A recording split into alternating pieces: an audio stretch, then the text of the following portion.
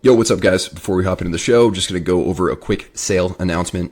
It is Easter weekend, and currently my programs and my ebook, my recovery guide, are the cheapest they'll ever be ever again, because the price is going to go up on May 1st, and right now they are discounted at 30% off, which is the biggest discount I've done since Black Friday.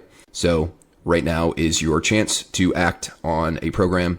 If you're interested, check the description, check the show notes, and it'll take you there. There is no code necessary. It's just an Easter weekend sale. It goes till the end of the day on the 22nd, Tuesday, the 22nd of April. All right, guys, enjoy the show. What's happening, people? Welcome back to another episode. If you are watching on video, you are potentially wondering which schoolboy I went and traded places with and had run my podcast today.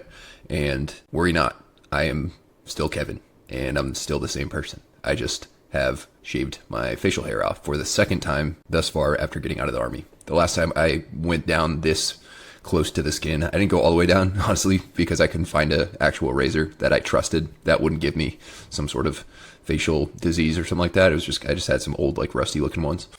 So I just went down, I used my head trimmer and went down to the very lowest setting. So I think it's like a 0. So pretty damn close. It looks like I'm fully shaved, especially relative to what I looked like before. And I don't necessarily look young. I just look relatively young compared to my bearded self.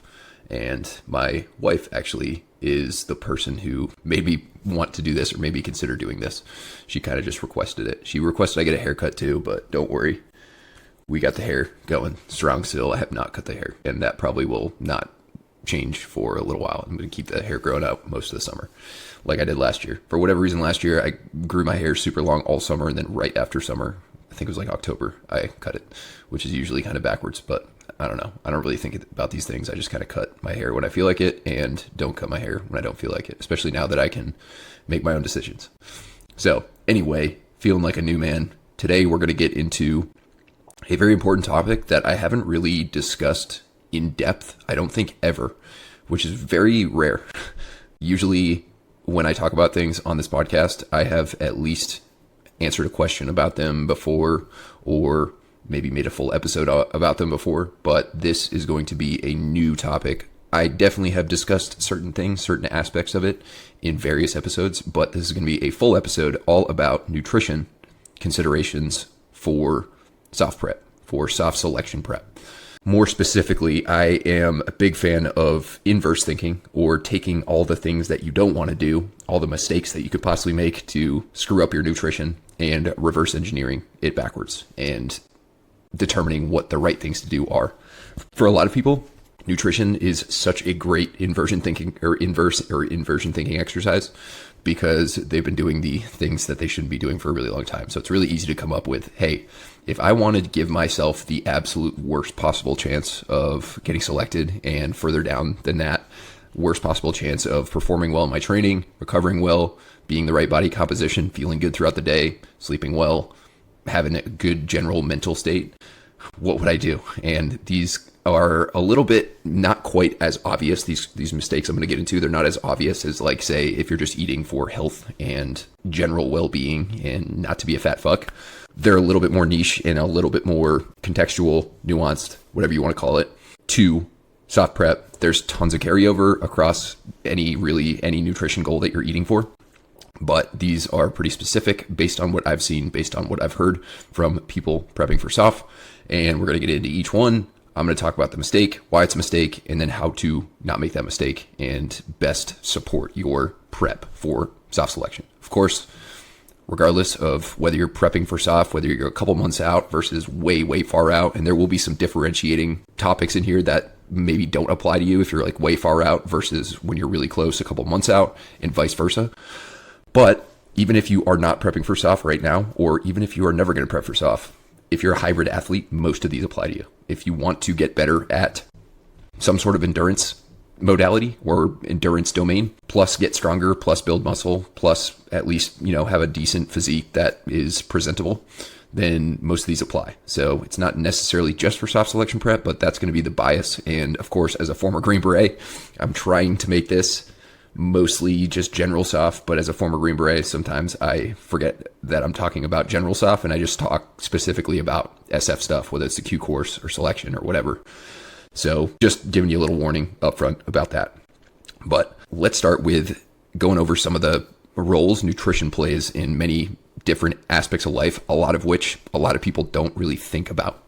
Of course, most people are aware that to have a relatively lean, strong, muscular body composition, you need to watch your nutrition. You have to be somewhat reasonable with your nutrition, your food choices. Most people know that it affects your metabolic health, your heart rate health, and it affects your appearance, of course. But it also can affect your overall well-being, your outlook on life, your mood, the way you feel on a daily basis. Believe it or not, there's something called the gut-brain axis, which is where your gut or your digestive system, which is comprised of many, many different organs, actually connects to your brain, and the way that you process food and the food that you choose to eat and the foods that maybe you are sensitive to or not sensitive to can make a big difference in how you feel, how you think, and your clarity, and whether you want to take a nap every single day after lunch because you just smashed a bunch of food that is terrible or just doesn't agree with you. But nutrition also plays a role in your injury risk. When you're underfed or you are just not eating the right macronutrients or micronutrients, you increase your chances of injury. You can also mess with your hormones. What you eat, what you don't eat has significant effects on your endocrine system. And believe it or not, your immune system is also affected by what you choose to eat. So it's not just, I want to perform well, I want to recover well, and I don't want to be fat. It's more than that. So very, very important. It's critical. It basically plays a role in every positive thing that you're going to be doing potentially during your SOF selection prep is going to be positively affected by good nutrition choices. And then every positive thing you try to do in absence of good nutrition is going to be affected negatively by your nutrition choices. So don't overlook it. And we're going to get into these mistakes here, starting with mistake number 1, which is one of my favorites, getting nutrition advice from random people on Reddit. All right, so if you have been in the Green Beret subreddit, or really if you've been on Reddit at all, you're probably aware that you don't have to have any credentials or any sort of background or any sort of experience or any sort of knowledge even to chime in with your 2 cents. And this can be kind of funny and entertaining and cool. And sometimes you can learn really cool stuff from people that you'd never expect to learn, but also can be very dangerous, especially if you don't really have a good kind of litmus test for, is this person giving me advice that actually works for me, or is this going to not work for me, or is it even going to make things worse for me? And I will say with certainty, based on my experience, that most of the things you're going to see on Reddit are at the very best not going to help you, but oftentimes at least 1 or 2 answers on every single nutrition question I've seen on Reddit, at least in the Green Beret subreddit, 1 or 2 of those answers have been detrimental. Like if the person were to follow it, it would not only not help them get to their goals, it would be detrimental for them getting to their goals and potentially their health and other aspects of their life. So generally speaking, I personally would not ask your nutrition questions on Reddit because you're probably going to get some craziness. The other day, for example, the most recent one that's fresh in my mind, I saw a kid asking about weight loss advice, and one of the answers was, make sure you only eat protein, skip meals as much as possible, preferably lunch, and just kind of suck up being hungry. And this kid's goal was to not only lose weight, but also to perform well and probably not to just destroy his health.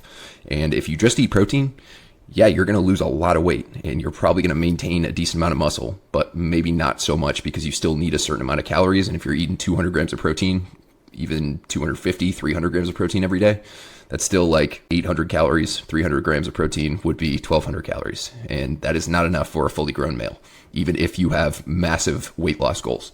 And 2, you're also not going to perform well at all if you don't eat any carbohydrates, and you're not going to be healthy because you're not keeping your hormones and other things that rely on essential fat intake up to speed. So definitely my advice would be not to take any advice from Reddit, even if it's from me. If you ask a nutrition question and I give you an answer, or somebody else on there like Nutrition Coach Steven gives you an answer, it's probably pretty sound.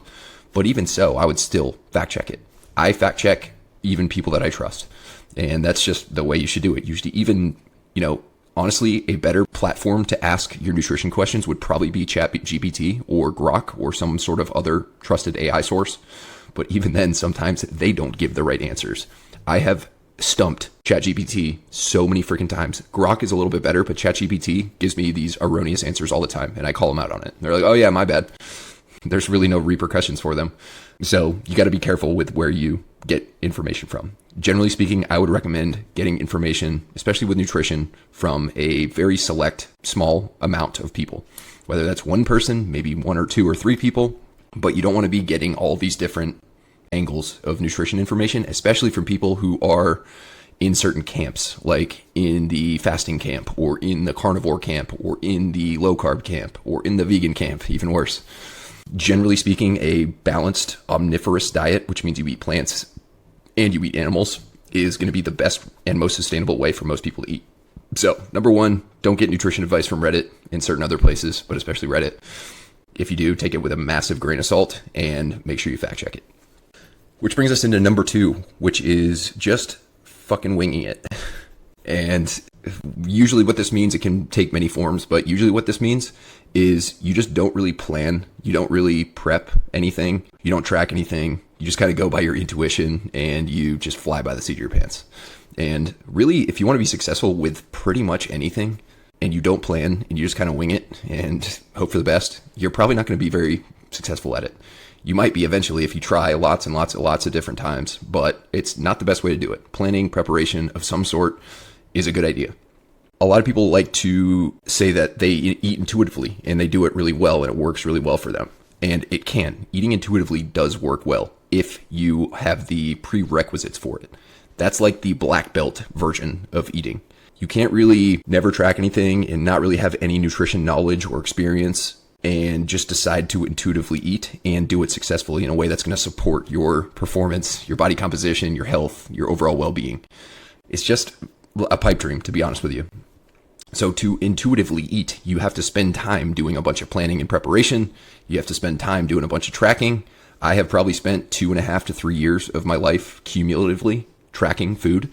So I eat intuitively and it works pretty well for me. But even if I were to have a goal that was more specific, like I want to step on a bodybuilding stage, or I want to get to 6% body fat, 5% body fat, or if I want to bulk and I want to make sure I'm in a calorie surplus every single day, 7 days a week, I would track, because it's just, even if you are very experienced with it and you usually eat intuitively, which can work just for kind of maintenance and general fitness goals, it does not work all that well for extreme goals. And I would argue that soft selection is a pretty extreme goal. It's an extraordinary goal. Not a lot of people go and do this, and it's very important. And ideally, you just want to go one time.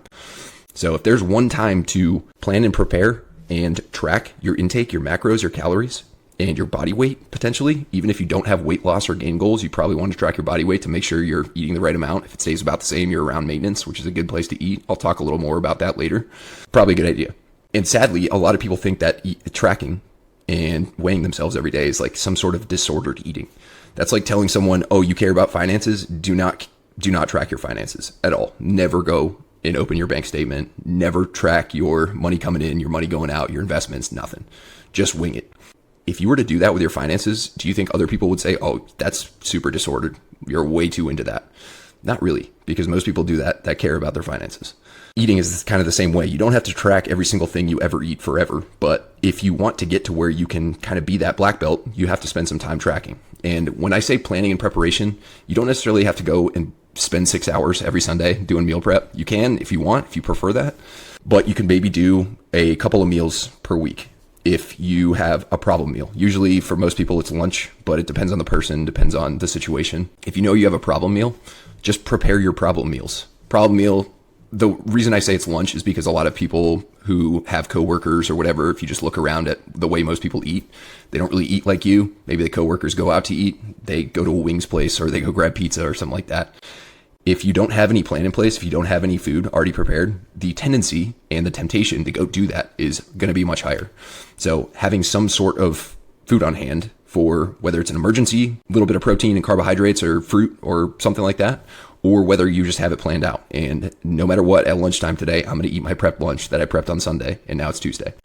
And you can do that a couple times a week if you want to. Usually what I did when I was I don't meal prep anymore just because I live at home and my kitchen is 10 feet away and I don't have any temptations to like go somewhere and grab whatever. I do get DoorDash occasionally for dinner time, but either way, what I did was Sunday nights and Wednesday nights, I would just make a massive dinner, and that dinner would be lunch for Monday, Tuesday, Wednesday. And then Wednesday night, I would make the same thing or a similar thing, and it would take me through the end of the week for lunch. And that was it. And I would also make a bunch of hard-boiled eggs and kind of eat those throughout the day, mostly for breakfast, but like randomly when I would just wanted some eggs. So that was pretty simple for me. Now, when I am a little more busy, I outsource it. So I get Factor delivered. And although it's an investment, it's a really good investment because it saves a lot of time, saves a lot of energy. And I would rather spend that time and energy doing other things. That doesn't mean you have to, but is another option. If you don't cook well, which I recommend trying to learn how to at least cook decently, just basic healthy foods. You don't have to be a top chef or anything like that. But even if you never do that, outsourcing it is totally fine. Getting some sort of meal prep is totally fine. And it's a very worthwhile investment for most people. But also you could just spend the time if you want to do the meals yourself. Some form of planning. Does not have to be perfect, but something. And then some sort of tracking would be my best recommendation instead of just winging it and going intuitive. In the future, yeah, go intuitive, sure. But you need to establish those skills and that awareness before you do that. Which brings us to number 3. I kind of touched on it a little bit earlier, which is crash dieting and taking extreme measures to lose weight very, very quickly without really thinking about the potential long-term effects, the repercussions, the type of weight they're losing. When you lose weight on the scale, that doesn't necessarily mean you're doing something beneficial for your body. For example, I could not drink any water all day long and I would be lighter. Does that mean I'm benefiting from that? Does that mean I'm getting leaner? Does that mean I'm improving my health? No. Or I could drink a shit ton of water and I could gain weight. Does that mean something bad happened? No. It means nothing. It just means I'm more hydrated. I have more water in my body, and water has weight to it. So that's just one example. But when you go extreme, so whether you're in an extreme calorie deficit, like 1,000 plus calories per day on average, or whether you just diet for a really long period of time, or whether you just don't eat enough protein, or you like go back to that first dude who was just eating protein, that's when bad things happen. Generally, you are going to lose muscle mass along with your fat, but oftentimes you lose more muscle than fat in these cases, especially when you pair it with lots and lots of cardio, which is also what most people do when they really want to lose weight quickly. But even if you, for whatever reason, don't care about that, which I would care about that, the downstream effects of losing muscle are not beneficial for your metabolic rate. So every single time you try and get lean in the future, or every single time you try and pack on muscle without getting too fat, because you have mess with your metabolism so much, your body is just kind of in this confused state and your insulin sensitivity is degraded. So it's not as efficient. Your body's not primed to partition nutrients, put carbohydrates into glycogen stores, the protein where it's supposed to go to repair and build muscle, and then circulate fat throughout your body for the many different health benefits and hormonal benefits of good, solid, healthy fat. And you're just going to have a lot of trouble in the future. Generally speaking, what happens when you go really extreme and you try to lose weight really, really quickly, all those things I just mentioned, you lose muscle, you're miserable all the time, you're super hungry all the time, your hormones kind of tank, but also in the future, you are way, way, way more likely to regain it. So a lot of people think there's like two ways that work to improve their body composition. One, either go super extreme and just kind of figure it out on the back end, or 2, go nice, slow and steady, incremental, and be patient and do something sustainable. I want you guys to get option A out of your vocabulary or out of the space between your ears. Because although you will end up losing weight on the scale, it's not a sustainable way to do it, and it's not a healthy way to do it. So it's not even something that works. Technically it works because you're going to be a little bit lighter or a lot lighter on the scale, but you're not going to be any better off than where you were. And most likely in the future, you're going to be even worse off than where you started. And it's going to be even more of a struggle for you to take that weight off again, especially if you develop all these really bad habits around extreme weight loss. So that one's a huge one, especially if you're getting close to selection and you care about performance. That should be like your number one thing. I'll talk a little bit more about what to do if you have weight loss or body composition goals plus performance goals on a later one. But generally that 3+ months out from selection, that's when you want to focus more on the body composition and the losing of the weight.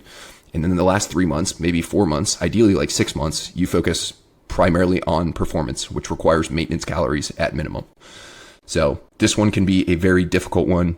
It honestly is kind of tough because you get this instant gratification when you first see weight loss, especially if you like cut carbohydrates, you lose like 10 pounds in a week because your body's just not holding on to any glycogen anymore. It has nothing to do with fat loss, but it's also just not the best way to do it. And it's not even close to the best way to do it if you want to also perform and be healthy and be able to maintain it. So let's go into number 4, which is simply eating too little, not eating anywhere near enough, whether you're dieting or not. Simply eating too little can be very, very problematic. I actually just made a newsletter about this the other day. By the way, if you want to subscribe to the newsletter, you can check the description and there's a link in there that you can sign up. I've been sending newsletters out just about every week these days, so I'm on a good streak. But anyway, there have been lots of cases where guys will come and start working with me. And we're talking about like fully grown adults. I've even had one guy who was like 265, 270, played college football at a D1 lineman. And he was like 275 when he started working with me. He was a lot bigger than that in college, but he was eating 17 to 1800 calories a day. To give you some perspective, my wife, who weighs 135 pounds, her maintenance calories are like 2300. So if that's not problematic, I don't know what is. The problem with this is when your body kind of gets used to that really, really low calorie intake, it's almost like when your phone battery runs down to like under 20% and it starts to reduce how many functions you can do on it. It dims the screen. You can't access it, kind of close things down. You can't access everything you wanted to. Basically, it's critical tasks only. And a similar thing happens with your body when you don't feed it enough. Your body just survives. It has its basic needs. It has a hierarchy of needs. And by the way, performing and recovering and building muscle and feeling amazing are not the basic needs to keep you alive. Those are the things that happen when you feed your body enough calories. When you underfeed it, you're basically just getting by and you are existing. You are eating just enough to exist, but not enough to do anything more than that. And your body adapts to that situation over time. It's not like an immediate thing, but it happens over time. And a lot of guys they don't even have weight loss goals, but they think that like if they increase their calories, they're just going to get fat and gain weight. In reality, we're not trying to break the law of thermodynamics here and somehow overcome magically calories in versus calories out. That still applies. But when you increase the calories in a very methodical and controlled and meticulous manner, and you stick to it for a while, your body starts to realize that, oh, wow, I can do more than just exist. I can actually go and perform and I can actually recover and I can actually like feel good and do extra stuff around the house or throughout the day because I'm getting fed more. And therefore, the net result of that is you burn more calories. And oftentimes you either stay the same because you're increasing your maintenance. And if you want to stay the same weight, eating at your maintenance is the best way to do that, the only way that I'm aware of. Or in the future, if you want to get leaner, you have slowly over time increased your calorie intake. So your body's just more used to it. You build muscle. Muscle is a metabolically expensive tissue. So you burn more calories just existing when you're more muscular. But also you just kind of bump that maintenance number up. So you're thriving and then you have a higher ceiling to cut from in the future if you want to cut. Whereas what if that 275 pound dude that I worked with wanted to cut from 17 to 1800 calories?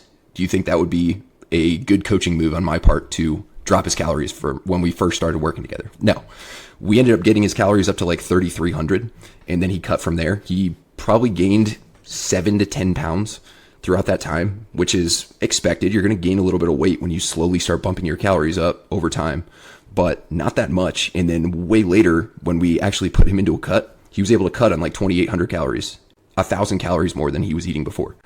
And it worked out really well for him. He ended up dropping like 35 pounds. So it is possible to do all these things, but most adult males just have this idea that if they overeat or if they bump their calories up a little bit more, they're going to get fat and it's not going to help them. Where in fact, if you're eating very low calories, there's no perfect number for everyone, but generally speaking, unless you're really, really small, if you're prepping for selection and training in a way that's going to allow you to show up prepared and you're eating 25, 26, 2,700 calories, that's just not enough for most people, unless you're like 5'4", 140 pounds. Even still, I would argue that that's not quite enough. Because again, everyone's metabolism is a little different, but my wife, who doesn't even do any cardio, she walks 7,000 to 8,000 steps a day. She lifts weights. She weighs 135 pounds at 5'2". Her maintenance to stay the same is like 2,300 calories, give or take. So if you are supporting your selection prep on 2,800 calories as a fully grown male, you are leaving gains on the table, you're leaving recovery on the table, and you're not doing your health or overall well-being or even your potential selection prognosis any favors. So really take that one seriously. If you want to learn more about it, you can look into reverse dieting. Essentially what you do is incrementally over time increase your calorie intake by 100 to 200 calories every couple of weeks usually.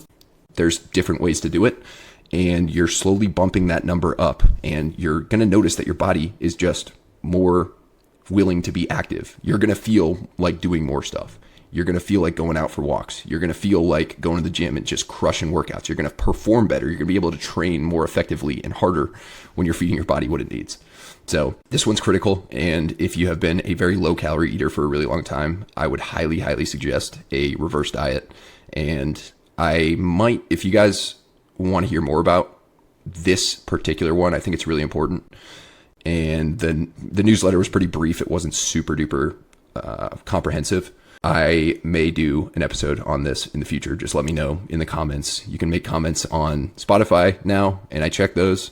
And you can also make comments on YouTube. So let me know. But let's go to number 5, which is piss poor peri-workout nutrition. Peri-workout means the couple hours before, during, and after training, the food you eat. We're going to talk food here. Hydration is another one, but we'll just keep this in the nutrition realm. So the most important thing, the most important factor in the nutrition hierarchy is your overall calorie and macro consumption, your overall general habits, what you eat on a daily basis. But when you are training for a very specific performance goal, especially if that is a endurance biased performance goal, which it should be if you're prepping for selection, running, rucking, peri-workout nutrition begins to matter quite significantly. And most people are just used to having a scoop of peanut butter and a sip of water before they go out for runs and rucks or before they train, and maybe sipping on some more water while they're out there. And that just isn't going to cut it. First of all, the two things you want to really consider around training, especially if you are considering right before you train, like within 30 minutes of training, during training, and then if you are training again later that day after training as well, is keeping fat and fiber low. So you want to consider carbs and lean protein primarily, and those carbs should be low fiber. For example, like white rice and potatoes are lower fiber, whereas something like oatmeal, great option if you're having it a couple hours prior, but if you're having that shit 30 minutes, 45 minutes prior, it's just going to be sitting in your stomach. During a lift, not quite as problematic, but pre-run, you really want to be mindful of your fat and fiber intake. The reason being, those both slow digestion down. So when you're around training, you want fast digestion. You want the carbs you're consuming to go to glycogen stores or to circulating glucose. Both the same thing, other than the fact that one is stored in your musculature and your liver, and the other one is circulating in your bloodstream. Both can be used as energy sources.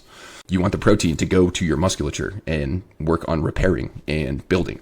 When you consume fat and fiber around training, what ends up happening is it just slows those processes down. And not a bad thing at all to eat fat and fiber other parts of the day. In fact, very good idea. But right before you train, during your training, should be purely carbohydrates, maybe a little bit of protein beforehand. And you're going to be a whole lot better off, especially, like I said earlier, if you're training again later that day. As soon as you finish training, your goal should be to replenish glycogen as quickly as possible so that you have at least as close to topped off glycogen stores going into that next training session as you can. But even I would argue, and actually a recent study kind of backed this up recently, that even if you aren't training again that day, but you have extreme performance goals, you just did a really hard workout, you really want to get carbohydrates in your system pretty quickly. So we'll talk about a couple of different aspects of peri-workout nutrition that I want you to think about. So one is your pre-training meal, like a full meal that usually occurs depending on what you're doing and depending on the person and depending on the time of day and depending on the size of the meal. Could be 90 minutes to 3 hours, maybe even 4 hours before. Again, depending on all those factors. For that meal, you don't have to be quite as stringent on the fiber and the fat. You can be a little bit more loose with it. You still want to eat like not too much fat. Like you don't want to have a half a jar of peanut butter or 3 avocados or something like that, but you can have a little bit more fat, a few eggs, maybe some oatmeal. You can also have higher fiber, so oatmeal would be great. The closer you are eating that to your actual training session, the less fat and fiber you want. If it's 3-4 hours prior, you can pretty much have a very balanced mixed macronutrient meal. As you get closer, especially if you're doing something that's more than 75 minutes Or if you are doing 2 sessions that day, you're doing the first of 1 session, you really want to consider intra-workout nutrition. And that will come in the form of carbohydrates. You could go real simple, like Gatorade. You can even bring some honey to the gym and like take some swigs of honey while you're training. That's a little crazy. Or you can spend money on supplements. Cluster dextrin, cyclic dextrin, very similar, pretty solid options. Vitargo is a great option for running. I prefer either Scratch or Tailwind. They're both liquid carbs, and then I kind of mix that also with some gel packets. My top gel packet recommendations are Morton, which are not cheap, but they're excellent, and Precision 30. Those are a little bit more budget friendly. You don't necessarily have to go spend a bunch of money on run supplements. I would probably recommend it during the last few months of your selection prep. And a lot of people, I'll get into this kind of later, but a lot of people will think, well, I'm not going to have that stuff at selection. Why would I train for it? It's because selection is testing. Training is training. It's getting you ready for the test. So you want to perform and recover as well as possible during your training so that when you show up to the test, even if you don't have those same perfect conditions, which you won't, you'll be sleep deprived, food deprived, etc., you can still perform well because you made all that progress in training by fueling it properly. So that's what you want to consider during the workout. Post-workout, this again will depend on if you're training again later that day.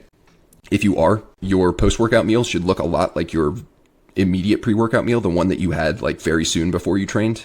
Just carbohydrates, maybe a little bit of lean protein, and very fast digesting. If you're not training again that day, you can probably have something that's a little bit more balanced. You definitely can have something more balanced. You're not necessarily trying to get it into your muscles as fast as you possibly can. The anabolic window, not really a thing, but it kind of is a thing, not for the same reason that bodybuilders and bros thought it was a thing for. It is a thing in performance training. If you're not really into performance or whatever, which you probably wouldn't be listening still if you weren't, then you can wait a couple hours after you train. Not a big deal. Unless, of course, you're training again later that day, which if you were into performance, you probably would be doing. But after you have like your immediate post-workout meal, it depends on if you're training again. It depends on what you got going on the rest of the day. You can be a little bit more lax if you're not training again and eat very balanced stuff a couple hours later. So honestly, things like Gatorade or fruit juice plus protein, or you could have some white rice and some lean beef or egg whites or both. You could have good old chicken breast and rice or potatoes. You could even have some sort of deli meat sandwich, ideally with something like sourdough bread or even, God forbid, white bread or even on a bagel, because those are going to digest faster. So those are the types of things you want to think about around your training. And again, if you are someone with a history of just not really thinking about what you eat around your training, but you're pretty locked in otherwise, you are in for a world of excitement and feeling amazing. The benefits to this are not just performance in that workout either. Like I said, with the glycogen restorage, that's another benefit recovery wise. But also carbohydrates will kind of keep your cortisol levels down a little bit. When you release insulin, it can counteract cortisol release to an extent. And cortisol is a stress hormone, so it's a catabolic stress hormone. You don't want to avoid cortisol. Having some cortisol is not a bad thing, but when you're training for a really long time or you're training really, really hard, your cortisol levels are going to go up, up, up. And counteracting that a little bit with carb intake around your training can also be another benefit that almost nobody talks about. So highly consider it. You want glycogen stores to be full from your general nutrition, and you want your circulating levels of glucose from your recent nutrition. And glucose is more for muscle performance, muscular performance, strength, endurance, power. And glucose is more for delaying how long it takes you to tap into that glycogen, as well as it is the preferred fuel source of your nervous system and your brain. So if you don't think that's important, then I don't know what to tell you. So don't mess that one up. And also don't mess up number 6, which is pretty much the opposite. You are super dialed in around training and just all over the map, not around training. So no amount of perfect precision pre-workout nutrition is going to undo terrible decisions otherwise.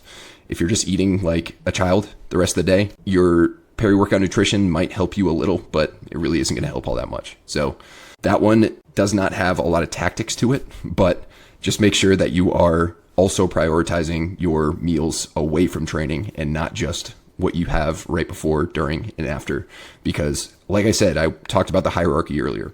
Number 1 is your overall nutrition. It's more important than the previous one, the peri-workout nutrition. So if you don't have that in check, Peri-workout doesn't really matter. So just remember that. All right, the next one is a little bit of a conspicuous one that a lot of people don't recognize or don't realize they're doing, and that is eating way too much fat, dietary fat.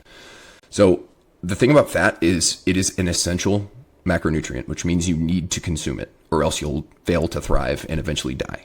Protein is also an essential nutrient. Carbohydrates are not an essential nutrient, but I would argue they are the most essential nutrient probably for someone prepping for SOF. But either way, fat is essential, and it is also very beneficial for many different functions in your body. However, just because it's essential and just because eating enough fat is a really good idea does not mean more is better. So a lot of people end up thinking, oh, fat's really good. Just eat healthy fat, healthy fat, healthy fat. And they end up eating way too many calories because they're eating so much fat, or they just don't have any room to add carbohydrates to their diet. I've already talked quite a bit about why carbs are important. So if you want to create enough room for you to eat plenty of protein and plenty of carbs, which I would argue are the two more important ones than fat, mainly because although it's essential, almost nobody accidentally undereats fat. If you eat relatively balanced, you're going to eat plenty of fat. In fact, you're probably going to eat a little too much fat if you don't pay attention to it. But when you want to make plenty of room for that protein and carb intake without going way over on your calories, you have to keep fat at least somewhat managed. How much fat should people eat? Generally, if you're eating between 0.3 and 0.4 grams of fat per pound of body weight, if you are under 20-ish% body fat, that should be more than enough for every positive benefit in existence of dietary fat.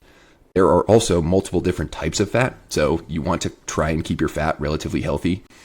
Avocados, nuts, nut butters, olive oil, avocado oil, fish, fatty fish like salmon, mackerel, all great sources of fat. I think most of us know that trans fat is not ideal. There's a lot of debate about saturated fat. Some people can handle some higher saturated fat, and if you get labs done frequently and you eat higher saturated fat and your lipid markers are all normal, then you probably are someone who can handle higher saturated fat. Other people, to include me, I have to watch my saturated fat intake because it will mess with my lipids on my labs. But I know most people are not going to go get labs done.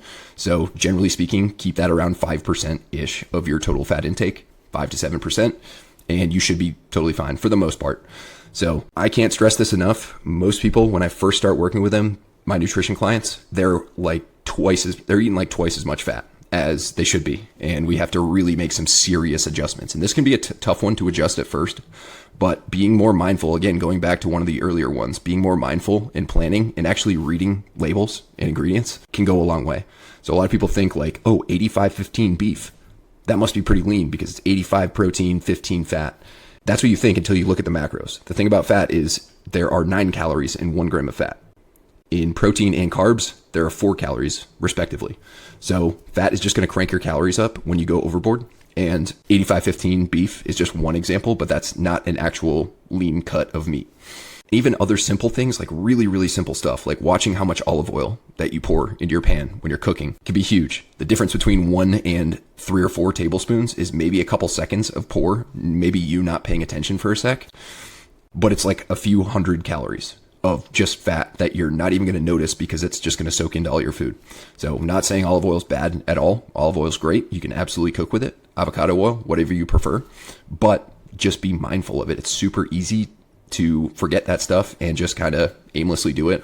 There are some people that don't think that oil and the other things that you use, the sprays that you use for cooking, even count towards your calories. They do, I promise you. And also, this is kind of a little bit tangential, but those little spray things, the spray bottles that spray olive oil, avocado oil, whatever you use, that say 0 calories, look at how many servings are in that bottle. And look how long the spray is for one serving. It's like less than a second.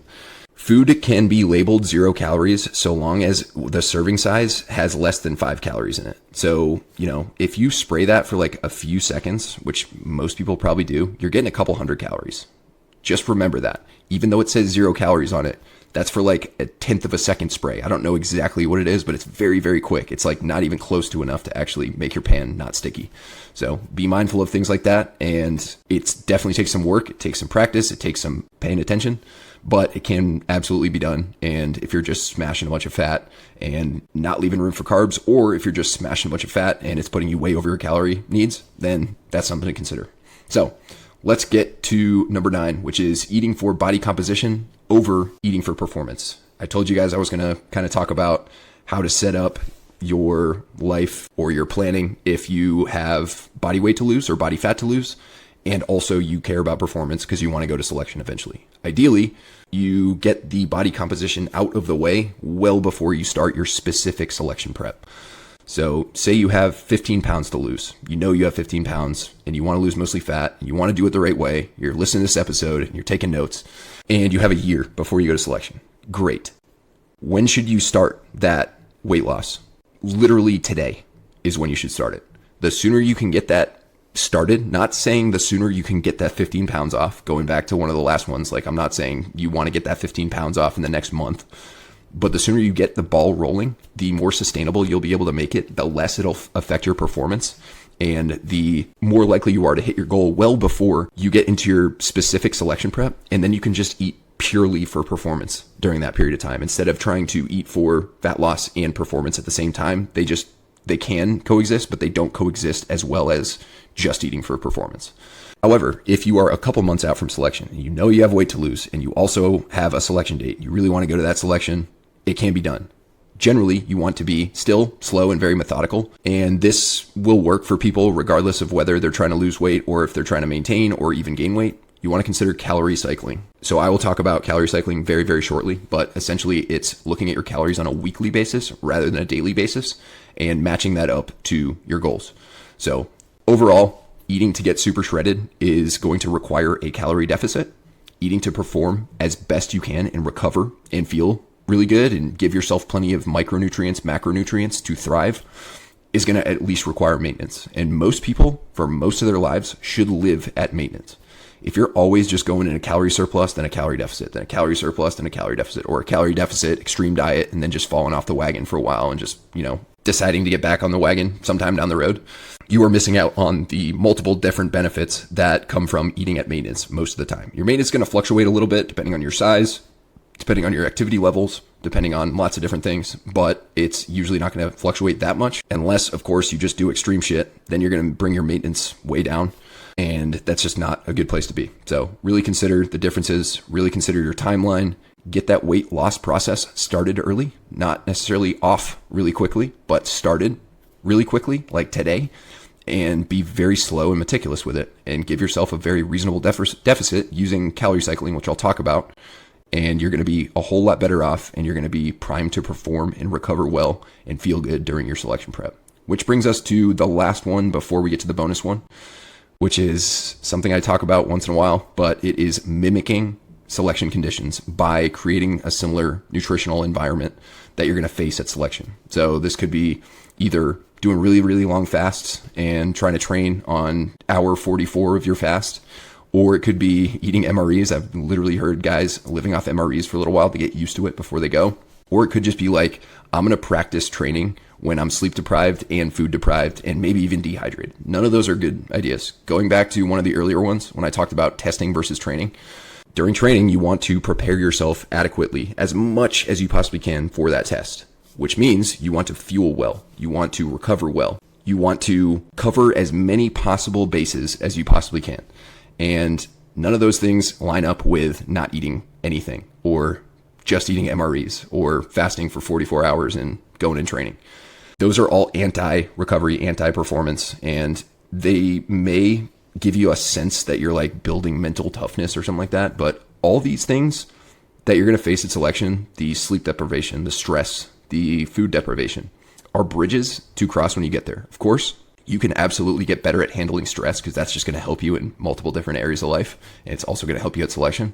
But you don't practice being food deprived by intentionally food depriving yourself. You just cross that bridge when you get there. You have some mental fortitude and you can get through it. I promise you. I'm a really hungry ranger, really, really hungry ranger. I used to trade guard shifts at nighttime. I would take someone's guard shift for like one little thing out of their MREs. And I was totally fine. During all of selection, you still eat a decent amount at selection compared to Ranger School. I think you get 3 MREs a day. It's not enough to actually maintain, but it's more than just starving on 2 MREs like Ranger School. But also later on, you're going to go to SEER, you're going to go to other parts of the course where you're just not going to be able to eat the way you want to. And it's just a bridge you cross when you get there. And the same thing with sleep deprivation. I always handled sleep deprivation a little bit better. And I absolutely love my sleep and will absolutely make lots and lots of sacrifices to get a good night's sleep. But at selection, you don't really have that option. So you just have to deal with it. But you don't practice dealing with it. You cross that bridge when you get there. All right, let's go to a bonus one. I told you I was going to talk about calorie cycling, and I'm about to. It is eating the exact same amount of calories every single day. And this is a great strategy for like most people. Eating about the same. It's just really easy to stay consistent. Maybe you do a little bit of cycling, like on the weekends you might eat a little bit more, but weekdays you just kind of eat very similar. And I will say eating similar foods at similar times is a very good idea. But eating the exact same amount every single day, it can work, but it is not the best way to do it.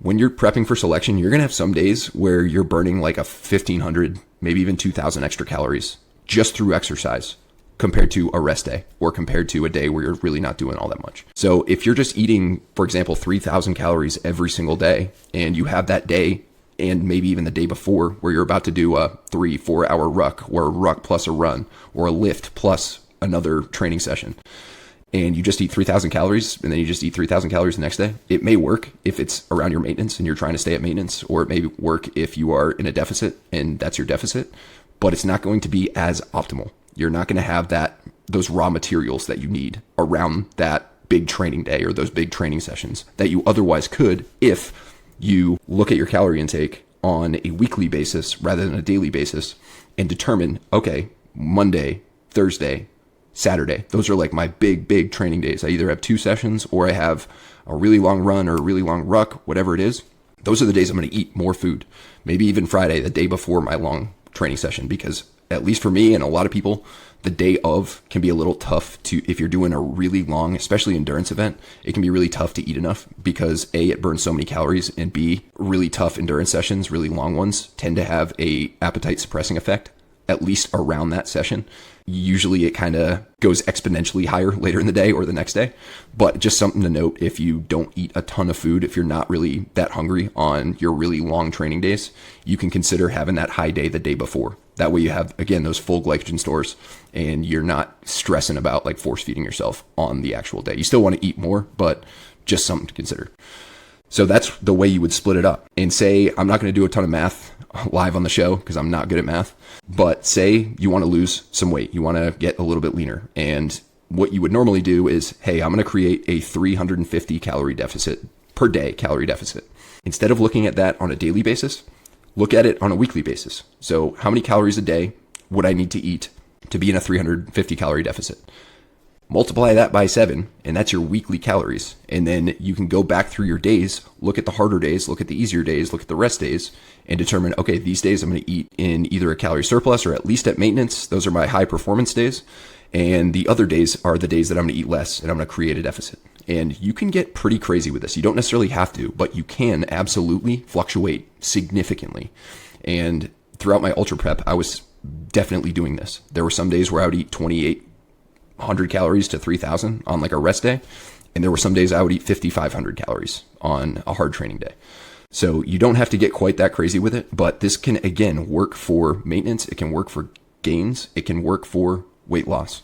And not only is it better for performance and fueling and recovering from those really grueling training sessions, but also it's more practical for life. Most people like to enjoy themselves on certain days. Maybe you do a really long, hard ruck on Saturday, and also you happen to go out to dinner that night.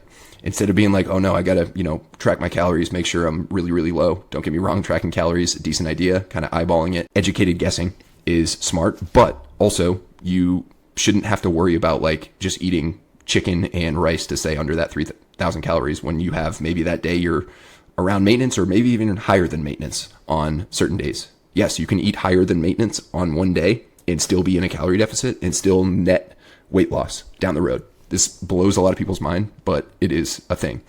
Most of my clients that have weight loss goals that we do calorie cycling with, I actually do it with all my clients, but the ones with weight loss goals, I give them at least one day per week where they eat in a calorie surplus. And mentally, that is just very, very it's almost like a little break. And it's almost like something that you can look forward to. It's not a cheat day.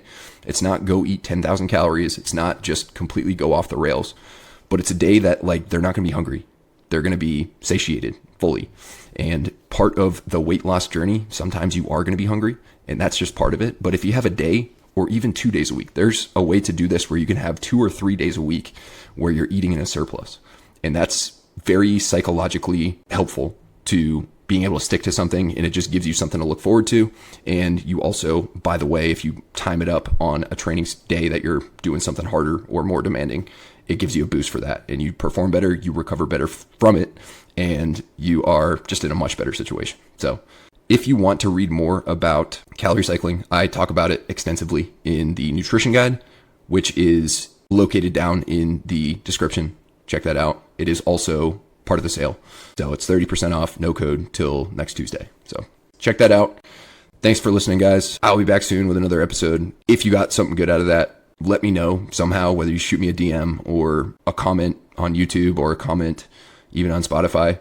I love to hear you guys' feedback, and I'm happy to deep dive into any one of these topics or multiple of these topics if you guys want to hear more about it. So have a great Easter weekend. I'll be back soon. Till then, Terminator out.